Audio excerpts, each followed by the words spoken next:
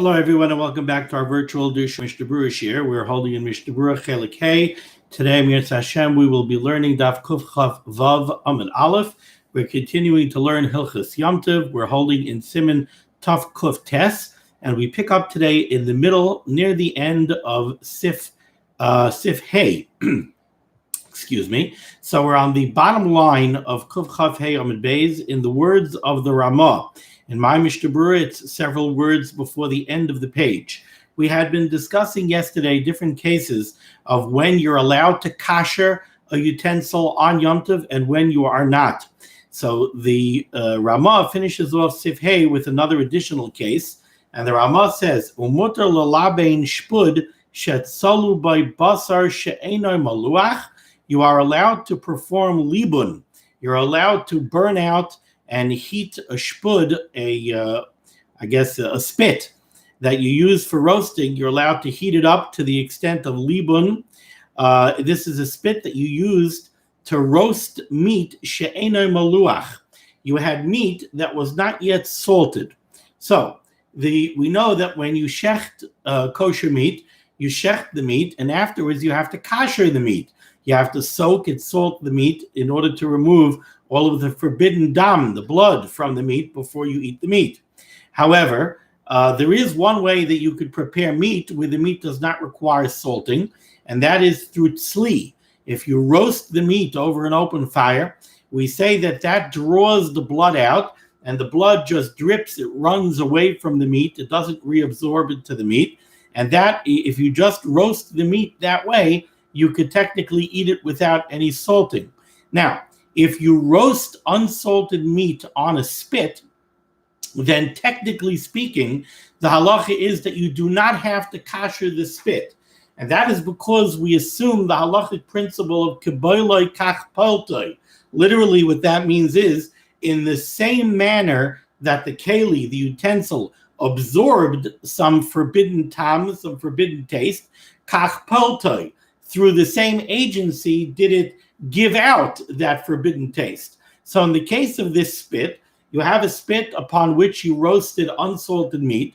The concern is that perhaps the meat absorbed some of the tam of forbidden blood. However, we're not really concerned about that because we would say keboiloi kach paltoi, the same heat of the roasting that you are concerned may have caused the spit to absorb the forbidden tam, that same heat of the roasting would remove the forbidden tam from the spit, and therefore they cancel each other out, and technically speaking, this spit would not need any kashering. So what the Ramah is telling you over here is, if you have such a spit, you have a spit that was used to roast unsalted meat, and you're going to want to use this spit again on Yom Tov in order to roast other meat. Now, even though technically you're not required to kasher the spit, the minig is that we do kasher the spit.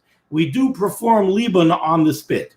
Therefore, the Ramah says, "Umuter lalabein shpud shetzalu by basar she'enoi maluach." You're allowed to perform libun on a spit that was used to roast unsalted meat.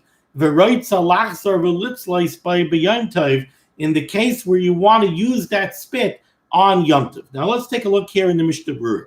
The Mishnah Berurah says a nice cut in Chav Zayin, all the way in the bottom of Kuf Chav Hey Amud Beis. Why is this mutter? Tekevan de midina ein tzarich libun v'hagala. Since really meikar adin, this spit does not require any form of kashering. It doesn't need libun. It doesn't even need hagala. Rak shenagu lalabnoi, and we just have a minig that we go ahead and we do libun on it. Therefore, tikun kli al yedei libun. Therefore, there's no reason to forbid the kashering of that spit because you're not going to look at it as tikun moneh.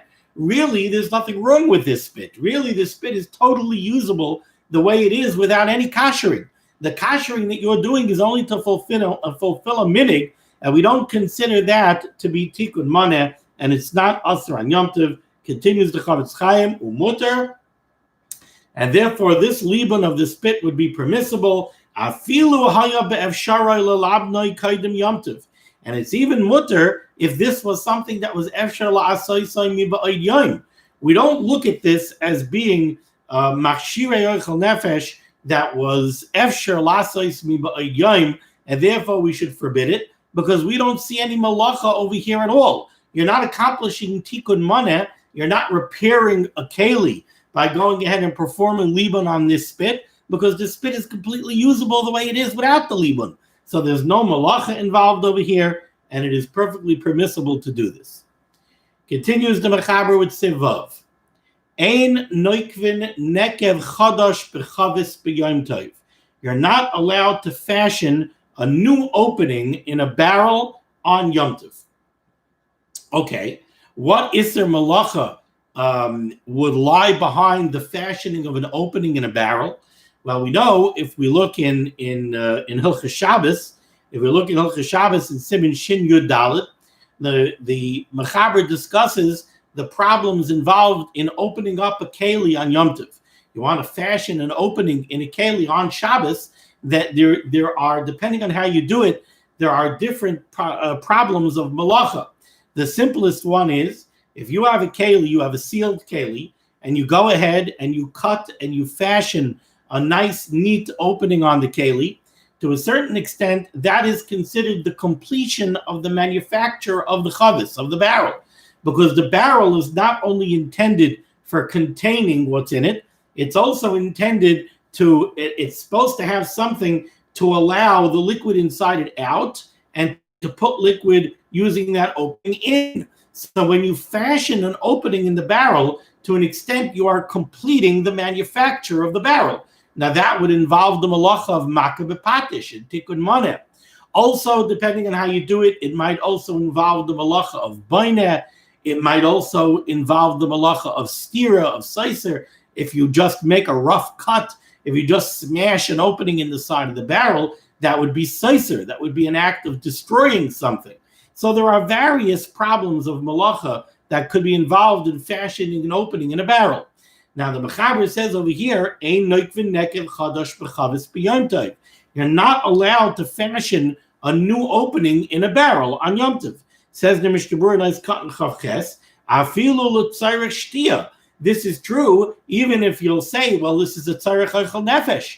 I have some nice Cabernet in this barrel, and I want to drink it with my Yom Tov Suda. So l'chayr is tzarech oichel nefesh in order to open up the barrel to get to the wine. Says the Chavetz Chaim, this is still aser afilu l'tzarech shtia, even if you're doing it to accommodate your drinking on Yom Tov. Why? Shaharei efshar l'nakva me'erev Yom Tov. Because why are you doing this on Yom Tov? This is something that you should have done on Erev Yom Tov. And therefore, it's machshirei oichel nefesh, that's efshar la'asay sami ba'od yom. This is a case of machshirei oichel nefesh. It's not oichel nefesh. You're not preparing the food itself. The Cabernet is already ready inside the barrel. It's delicious the way it is. What you're doing is machshirei oichel nefesh. You're doing a preparatory step. You're doing a different malacha to a barrel. You're doing makah b'patish to a barrel in order to get to the oichel nefesh. That's machshirei oichel nefesh, and this was efshar la'asay sami ba'od yom, and therefore it's also. However, says the Chavetz Chaim, v'em lo haya efshar lo l'nakva me'erev Yom Tov. If it was not possible for you to do this on Erev Yom Tov, then mutar lo l'nakva b'Yom Tov. Then you are allowed to make the opening on Yom Tov. Kedin machshirei oichel nefesh, like the standard halacha of machshirei oichel nefesh, that if it's efshar la'asay sami ba'od yom, you are allowed to do it on Yom Tov. Achein, however, ein moirin kain, like we've seen already many times. While it's true that machshirei oichel nefesh efshar la'asay sami ba'od yom are mutar on Yom Tov, still you don't give out that psak. You're allowed to go ahead and do it yourself, but you don't paskin that for others, out of the fear that they will stretch that heter even to things that were efshar la'asay sami ba'od yom. The Chanal, the Sif Aleph Hagah, like we have seen previously in Sif Aleph in the words of the Ramah. Ois Katan Chavtes, the Mechaber spoke about making a nekev chadash, a new opening.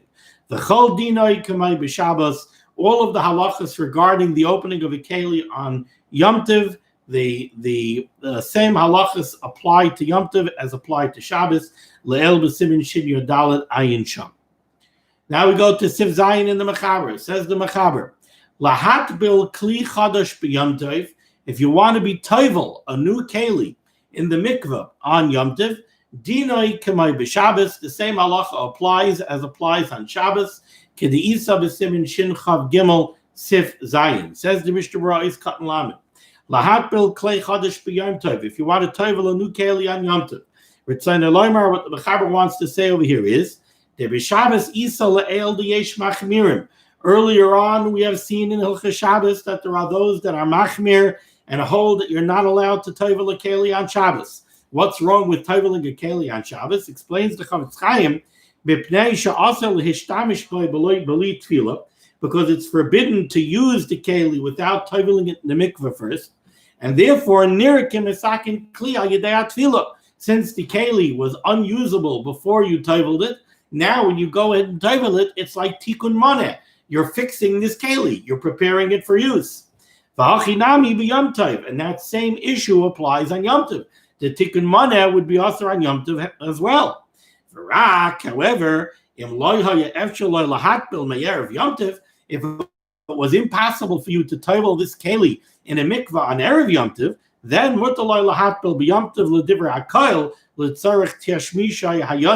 then everybody would agree that you're allowed to toivel it on Yom Tov in order to use it today on Yom Tov.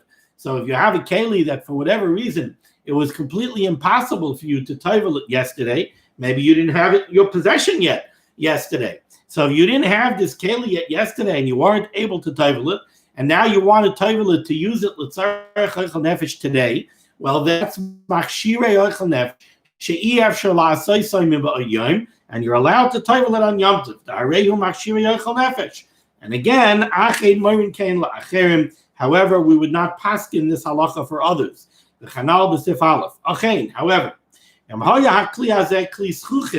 let's say you're talking about a glass keli, the chiv tfilasei hu rak midrabanan, where the whole chiv, the whole obligation to toivel a glass keli is only a chiv derabanan.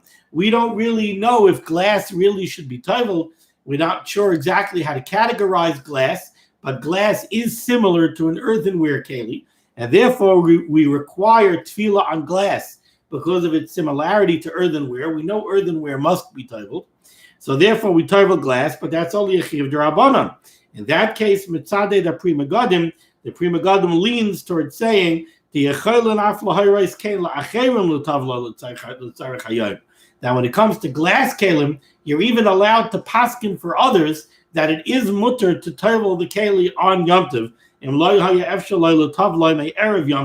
if it was not possible for you to do it before Yom Tov. And the reason for that is because it's less of a tikkun maneh. The keli is not really so usher without the tefillah. It's only a chiv d'rabanan to toivel the glass keli. So therefore, if it was efshar la'asosay miba'ayom, you're allowed to toivel it on Yom Tov, and you're allowed to paskin that halacha for others as well.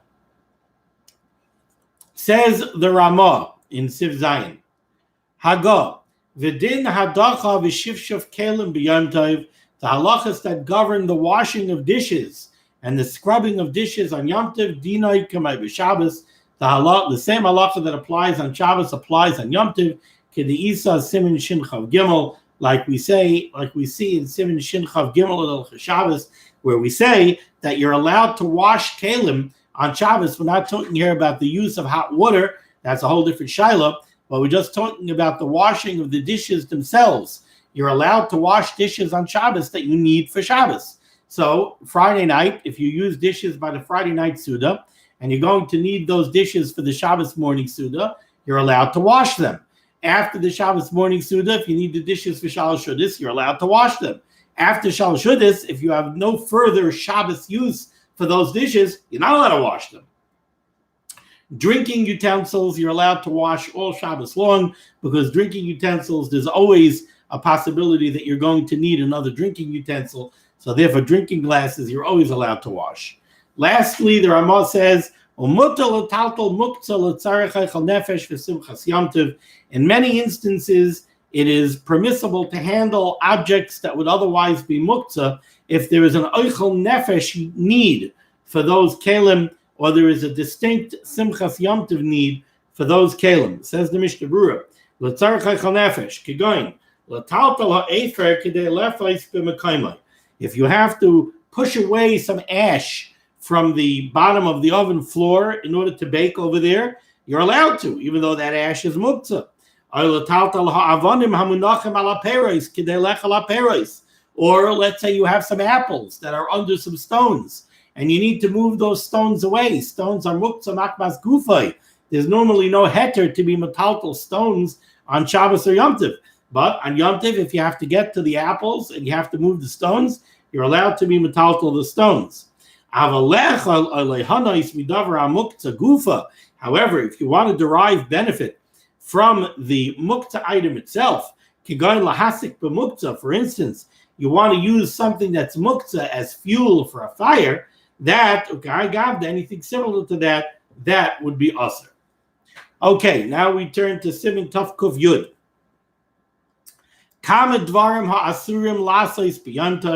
Several items that are forbidden to do on Yom Tov, and some of them are permissible if you do them with a shinoi. And here we have 11 seifim. Says the Mechaber Sif Aleph, Moilelin Melilois. You're allowed to take grain. You're allowed to take fresh grain, fresh moist grains, and roll them in your hands, roll them in your fingers in order to separate the moist kernel from the chaff. And you're allowed to break legumes out of their stalks. Kedarkan b'Yom Tov, in the normal way on Yom Tov, and you could use your mouth to blow away the chaff a little bit at a time, and you're allowed to eat the grains and eat the legumes. And you could even use two types of keilim, two types of utensils to assist you in the separating of the chaff from the grain or from the legumes. And that is, you're allowed to use a kanain. A kanain is very similar to a funnel. It's something that has a wide opening and a wide opening at the top, a narrow opening at the bottom. You would take the legumes and the chaff, or the grains and the chaff, and throw it all into the wide opening, and then shake it, and the grain or the beans would fall out the bottom opening. So you're allowed to use a kanain, or you're allowed to use a tamachui. A tamachui was a large tray where you put the legumes and the chaff, or the grain on the chaff, on this big tray, and you shook the tray. And by shaking the tray, the chaff and the legumes or the grains would become separated. So you're allowed to use a kanain and a tamachui, and we're going to see the reason you're allowed to use a kanain and a tamachui is because these are keilim that you only did this kind of malacha with a small batch at a time. You didn't do bulk separating of legumes and chaff or grain and chaff using a kanain and a tamachui. We're using a kanain and a tamachui. So when you do employ a kanain and a tamachui, it's very clear that what you're doing is l'tzarech hayom. You're doing it only for what you need now on Yom Tov. However, you're not allowed to use a tabla. A tabla is a countertop, a very large tray, really. You're not using the tamachui, which is a small tray. You're using something large. Napa, you're not allowed to use a sieve. Kavra, you're not allowed to use a sifter. These are keilim that you use to do this kind of separating in bulk. So then it looks like you're doing an avodah rabbah. It looks like you're doing something not only for Yom Tov, but for the chayil, for the weekday as well. And therefore, that would be asr. Let's take a look at the Mishnah Berurah and get a little bit more detail of what we're dealing with here. It says the Mishnah Berurah, Moilelin Melilois. You're allowed to roll the grain in your hand in order to separate out the moist kernel of the grain from the chaff. Pirush. Shebiyada yimloel hachitim kishehem rakim. You roll the wheat grains in your hand while they're still moist. Tehavi dash kela'achar yad. This is accomplishing really the malacha of dash. The malacha of dash is threshing.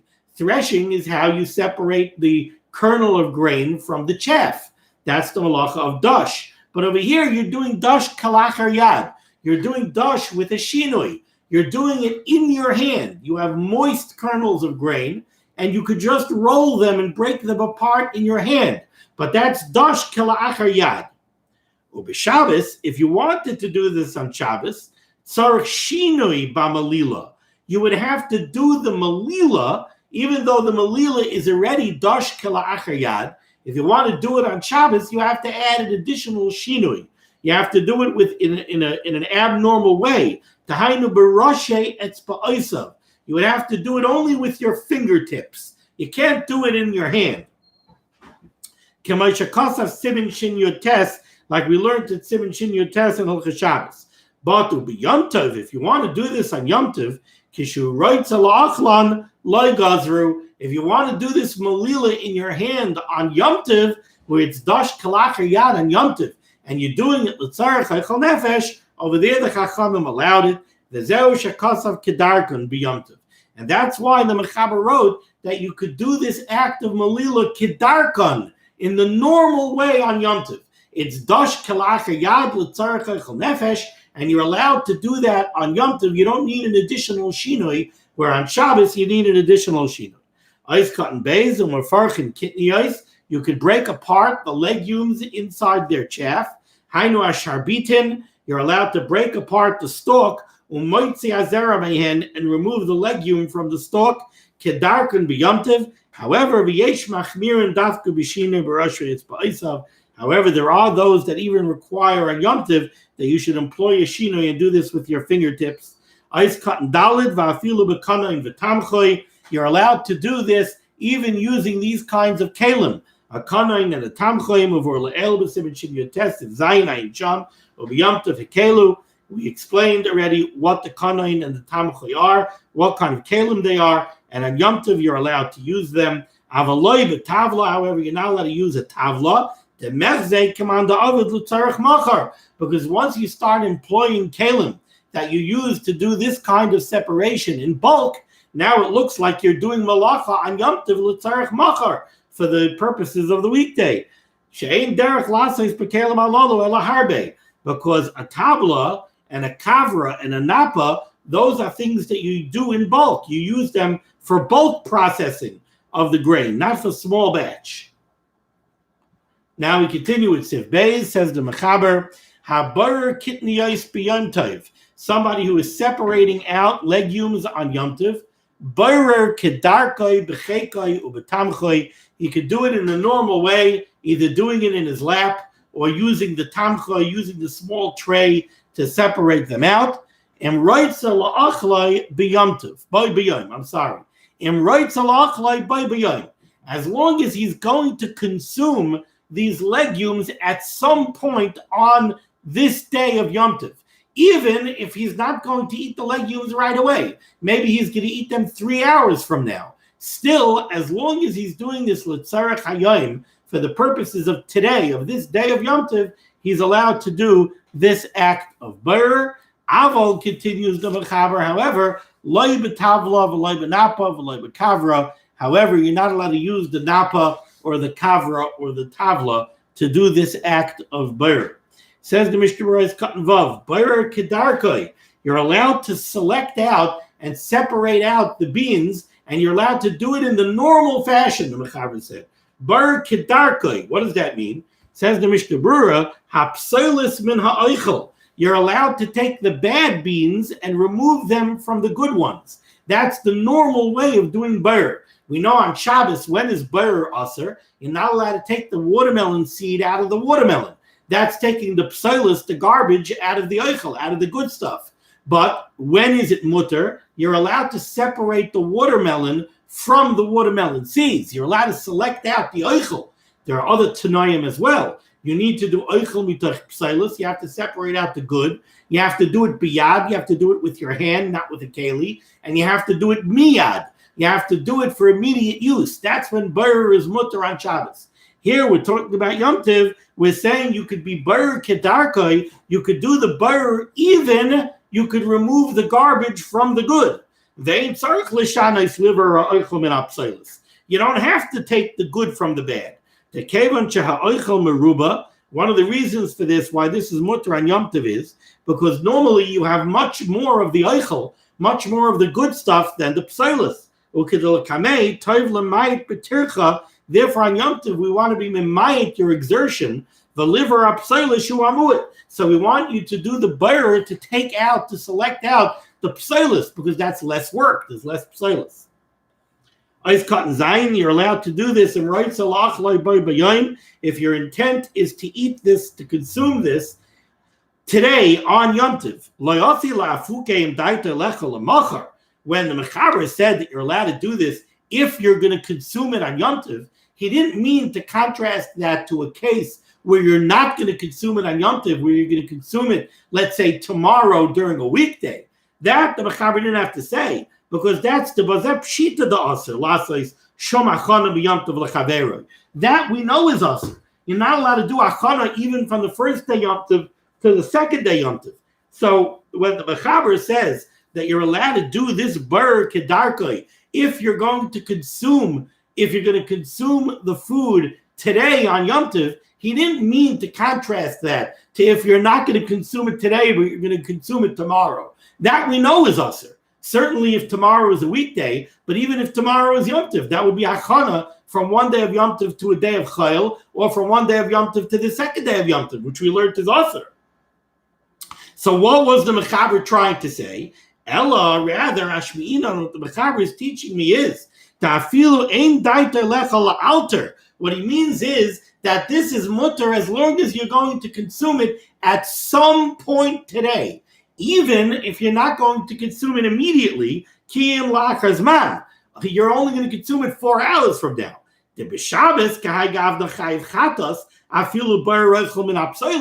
On Shabbos, that would be aser. Like I told you, for berurah to be mutter on Shabbos, you need 3 tanoim.